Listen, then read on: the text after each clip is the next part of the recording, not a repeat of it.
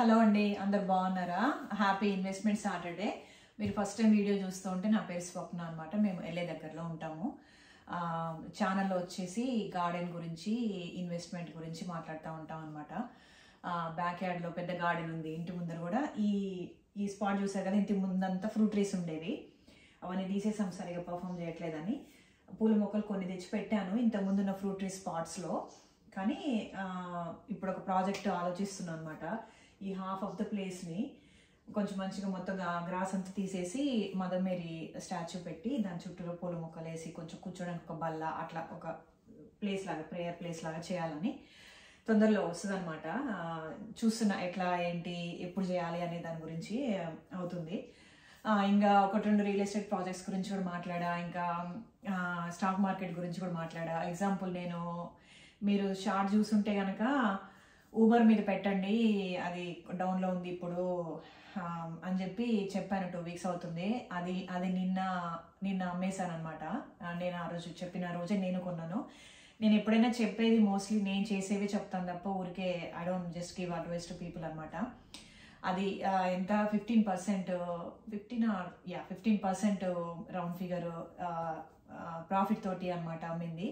తప్పకుండా ఫాలో అవ్వండి, వీడియోస్ చూడండి, షార్ట్స్ చూడండి, సబ్స్క్రైబ్ చేసుకోండి ఛానల్. ఇంకా మోర్ ఫర్దర్ నాతో క్లోజ్గా వర్క్ చేయాలంటే కనుక తప్పకుండా మెంబర్షిప్లో జాయిన్ అవ్వండి.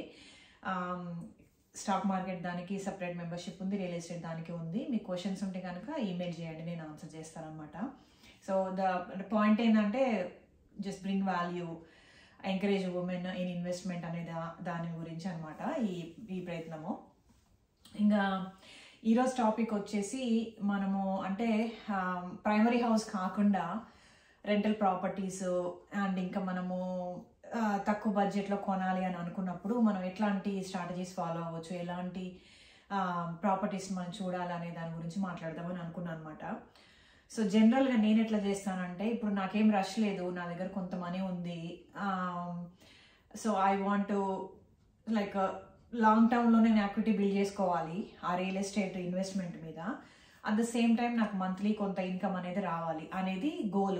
అలా పెట్టుకొని స్టార్ట్ చేసి జిల్లో వాడతానమాట. నేను జనరల్గా రియల్ ఎస్టేట్ చాలా వెబ్సైట్స్ ఉంటాయి కదా, జిల్లో, రియల్టర్, ఇంకా ట్రూలియా చాలా ఉంటాయి, కానీ జిల్లో ఇష్టపడతాను. ఎందుకో ఫస్ట్ నుంచి కూడా అది ఏమంటారు, ఆప్షన్స్ కానీ యూజర్ ఫ్రెండ్లీగా ఉండడం కానీ దానికి అలవాటు పడిపోయి 1-2 సార్లు వేరే వాటి వెబ్సైట్స్లోకి వెళ్ళినప్పుడు అంతగా నచ్చలేదన్నమాట. సో అది బాగా జిల్లో అనేది ఇట్స్ పార్ట్ ఆఫ్ లైఫ్ అన్నట్టు తయారైపోయింది. సో ఏం చేస్తాను, సో ఇంత సర్టన్ బడ్జెట్ ఉంది, I want go for a cash because ఇప్పుడు ఇంట్రెస్ట్ రేట్స్ ఎక్కువ ఉన్నాయి కాబట్టి. సో అన్నిసార్లు ఆల్ క్యాష్ చేయాలని కాదు, but this is one of the scenario అనమాట. సో నా దగ్గర 50,000 ఉంది, 50,000కి నేను ఇన్వెస్ట్ చేద్దామని అనుకున్నా, నాకు ఇంత రెంట్ కావాలి, లొకేషన్ ఏదైనా పర్వాలేదు, బికాజ్ 50,000లో ఇవ్వాలి, రేపు రియల్ ఎస్టేట్ ఏం కొనలేము కాబట్టి. సో అట్లా పెట్టుకొని జిల్లోలోకి వెళ్ళి సింగిల్ యూనిట్ ప్రాపర్టీనా, మల్టీ యూనిట్ ప్రాపర్టీనా, మ్యానుఫ్యాక్చర్డ్ హౌసా, లాటా, సో డిఫరెంట్ ఆప్షన్స్ ఉంటాయి కదా, వాటిల్లో ఏ ఆప్షన్స్ మనం కావాలని అక్కడ పిక్ చేసుకొని అక్కడ వెళ్ళి చూడడం అనమాట. అంటే జిల్లోలో వస్తాయి కదా, కొన్ని వస్తాయి.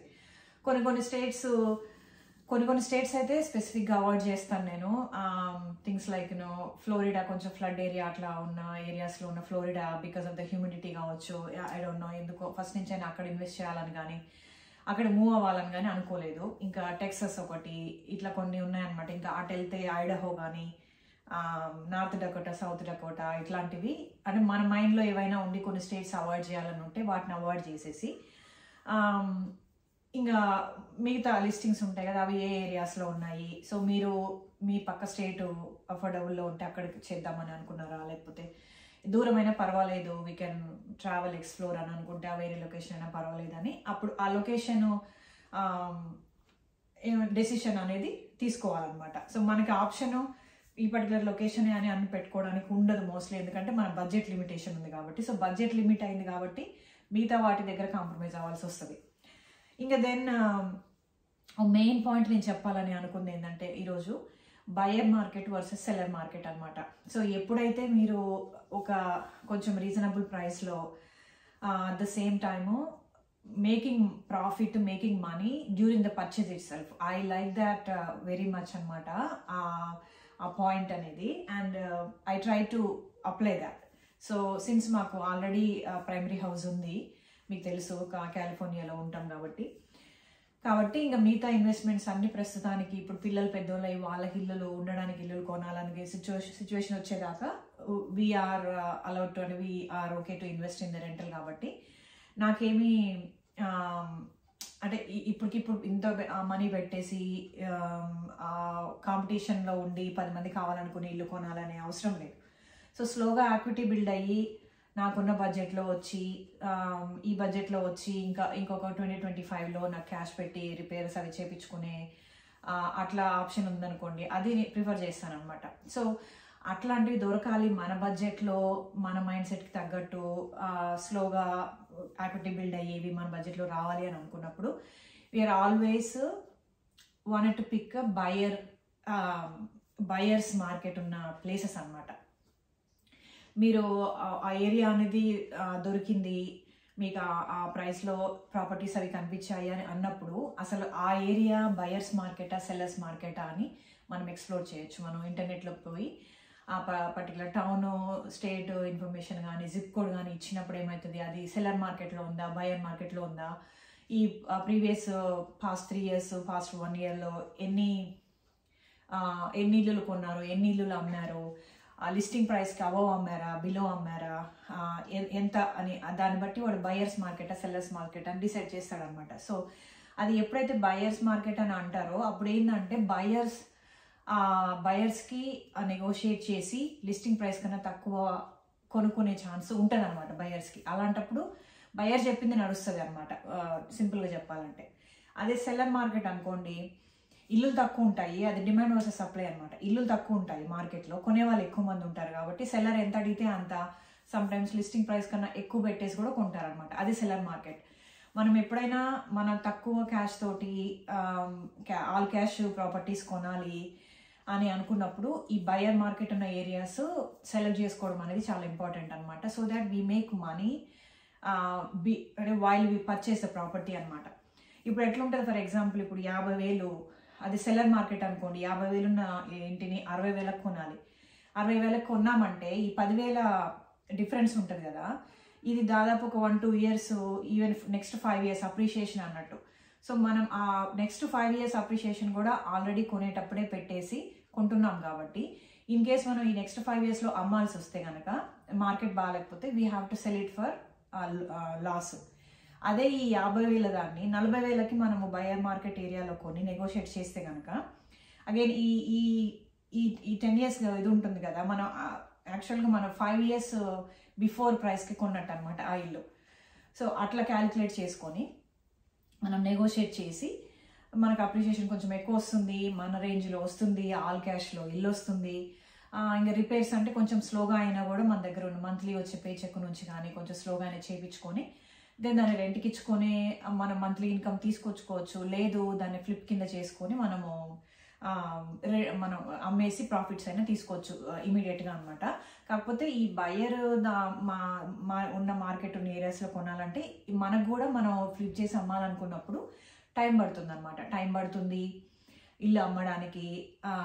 అండ్ మనము చెప్పిన దానికంటే వాళ్ళు నెగోషియేట్ చేసుకుంటారు. సేమ్ మనము బయర్ మార్కెట్ అన్నప్పుడు మనం అమ్మినా కొన్నా అదే ఉంటుంది కాబట్టి అది ఎప్పుడు మనం ఇమీడియట్గా మనం కొన్న తర్వాత కొన్ని రోజులకే కొన్ని మంత్స్కే అమ్మాలని అనుకుంటే, బట్ మనం వెయిట్ చేస్తే ఏమవుతుందంటే ఇప్పుడు సెల్లర్ మార్కెట్ అనేది ఆ ఏరియాస్లో ప్రైసెస్ పెరుగుతూ వస్తున్న కొద్దీ పీపుల్ వీళ్ళు దాని పక్కన ఉన్న సిటీస్ కొనేదానికి అఫోర్డబుల్ ఉన్న ఏరియాస్కి మూవ్ అవుతారు. సో అది ఎవరికైనా అర్థమవుతుంది కదా. సో ఈ పర్టికులర్ స్టేట్ ఈ సిటీలో ఎఫోర్డబిలిటీ తగ్గిపోయింది, ఓకే ఒక 15-20 minutes డ్రైవ్లో పక్కన ఇంకొక విలేజ్ ఉంది, అక్కడ మనకు ఒక 20,000-30,000 తక్కువ పడుతున్నాయి అన్నప్పుడు పీపుల్ లైక్ బయర్స్ అనే వాళ్ళు ఐదర్ రెంటల్కి కొనే వాళ్ళు కావచ్చు, లేకపోతే సొంత ఇల్లు కొనుక్కోవాలనుకునే వాళ్ళు కూడా వాళ్ళు ఇంకా okay they start looking for the other cities. ఇది జరగడానికి ఒక కొంత టైం అది పడుతుంది. మనం ఓపిక్గా మనం ఆల్ క్యాష్ పెట్టాము, దాని మీద లోన్ లేదు, ఎంతో కొంత వస్తుంది మంత్లీ రెంటల్ ఇన్కమ్ అని అనుకున్నప్పుడు we can wait on those properties. మనం ఫ్యూ ఇయర్స్ వెయిట్ చేసేసరికి ఏమవుతుంది, స్లోగా ఇక్కడ కూడా డిమాండ్ అనేది పెరుగుకుంటూ పోయి మళ్ళీ ఇక్కడ సెల్లర్ మార్కెట్ అనేది క్రియేట్ అవుతుంది అనమాట. దానికి కొంచెం టైం పడుతుంది. మనకి లక్ బాగుంటే నెక్స్ట్ 1 ఇయర్లో జరగవచ్చు, లేదా నెక్స్ట్ 5 years పట్టొచ్చు, ఈవెన్ 10 years కూడా పట్టొచ్చు అనమాట.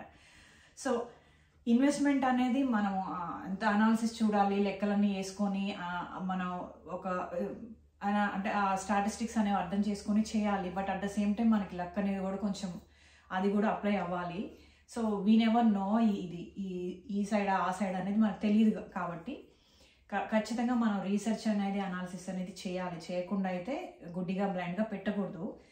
బట్ ఆ అనాలిసిస్ అది చేసిన తర్వాత కూడా నేను ఇంతకుముందు వీడియోలో చెప్పాను ఈ ఫైర్స్ గురించి, కాలిఫోర్నియాలో ఎందుకు రెంటల్స్ ఇన్వెస్ట్ చేయొద్దు అని.